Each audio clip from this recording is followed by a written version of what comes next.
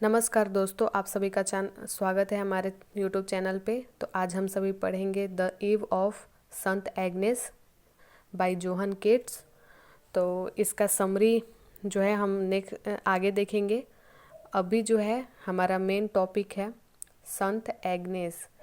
तो सबसे पहले हम the eve of ST Agnes की समरी जानने से पहले इसके पीछे का कहानी जानते हैं। क्या कहानी है? तो सन 291 ईस्वी में एग्निस का जन्म हुआ, जो कि क्रिश्चियन धर्म में जन्म हुआ था उनका, और क्रिश्चियन धर्म को वो अपनाती थी। और क्रिश्चियन धर्म को इतना ज़्यादा वो मानने लगी कि अपने आप को, अपने मन को और तन को क्रिस को यानी ईसा को अपना समर्पित कर दिया। और शादी करना भी उन्होंने मना कर दिया। अपना जो है उन्होंने अपने आप को अपने गॉड को खुद को समर्पित कर दिया।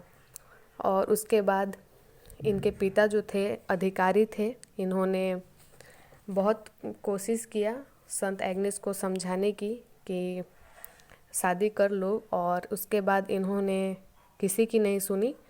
तो राजा जो थे खुद उन्होंने बहुत प्रयास किए कि संत एग्नेस अपना निर्णय जो है बदल ले, लेकिन उन्होंने ऐसा नहीं किया। तो राजा ने अनेक हथकंडे अपनाए और एग्नेस को बहुत परेशान किया कि वो शादी कर ले। और उनकी जो वर्जिनिटी थी, राजा ने अनेक प्रयास किए कि वो अपनी वर्जिनिटी खो दे, लेकिन गॉड उनके साथ थे, गॉड ईसा। और जब जब उनके साथ किसी ने दुर्व्यवहार करने की कोशिश की राजा द्वारा, तो उनके बाल अपने आप लंबे हो जाते थे। और अगर कोई उन्हें गलत दृष्टि से देखता था तो उसकी आंखें खराब हो जाती थी।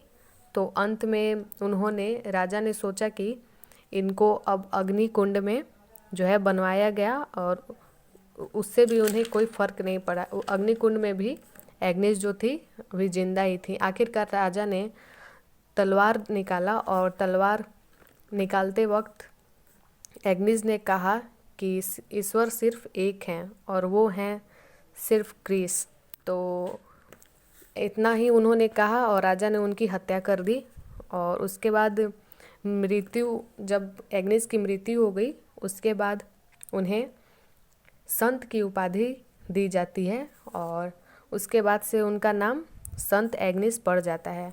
तो उनकी यादों में एक उत्सव मनाया जाता है, और वो जो उत्सव है 21 जनवरी को मनाया जाता है, जिसका नाम है the eve of Sant Agnes.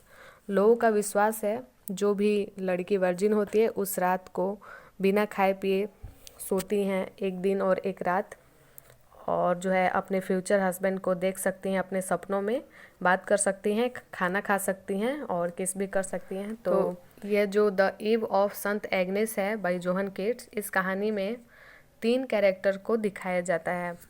तो इस कहानी में जो मेन 3 कैरेक्टर हैं वो हैं मैंडलिन, जो कि the eve of Sant Agnes का जो रूल है या जो उत्सव का रूल है उसको फॉलो करती हैं, और अपने जो फ्यूचर हस्बैंड हैं उनको देखने का कोशिश करती हैं। तो इस समरी में यही है। और नेक्स्ट जो हमारा है प्रोफायरो, जो कि मेंडलिन है उनसे बहुत ही प्यार करते हैं। और एक और जो है एंजेला, वो जो है मेंडलिन की जो वो रिलेटिव्स रहती हैं और प्रोफेरो की एक अच्छी फ्रेंड्स रहती हैं। तो इस कहानी में हमें यही इन तीनों कैरेक्टर को पढ़ना होगा कि इन्हें क्या होता है इनका सपने में, मेडलिन के जो सपने में इनका फ्यूचर हस्बैंड दिखाई देता है या नहीं। तो चलिए इस वीडियो में हम मेडलिन जो है इस कहानी में क्या करती है कि वह राजा की बेटी रहती है। तो राजा तो है जो राज्य अधिकारियों के बेटे से चाहते हैं कि वो भी शादी करे, लेकिन इस कहानी में एक प्रोफेरो है जो कि उस राजा से इसकी दुश्मनी रहती है। प्रोफेरो की जो है उसके मेडलिन के पिता से नहीं बनती है। ये दोनों जो है एक दूसरे से जो है दुश्मनी निभाते हैं। तो प्रोफेरो है जो मेडलिन से लव करता है, तो वो चाहता है कि नहीं, वो मेडलिन के साथ ही जो है अपना रिलेशनशिप आगे बढ़ाए।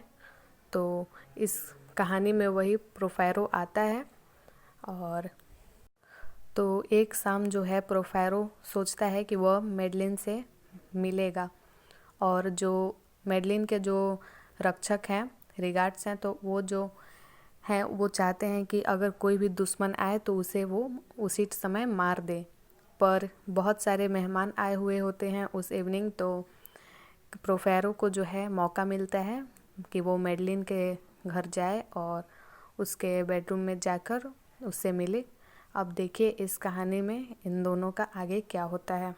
बहुत सारे मेहमान आए हुए होते हैं और प्रोफेरो जो है कैसे भी वह एंट्री कर लेता है उस राज्य महल में। जब उसकी एंट्री हो जाती है उसके बाद जो है वह मेडलिन के जो तो एंट्री करने के बाद वो अपनी जो उसकी मेडलिन की नर्स रहती है एंजेला, उससे उसकी मुलाकात हो जाती है, और जो कि वह उसका फ्रेंड भी होती है एंजेला। तो वो जो है मेडलिन उसे बताती है, उसके एंजेला जो है वो बताती है कि मेडलिन अभी आज शाम को उसका ये चीज़ प्लान है, the event of ST Agnes.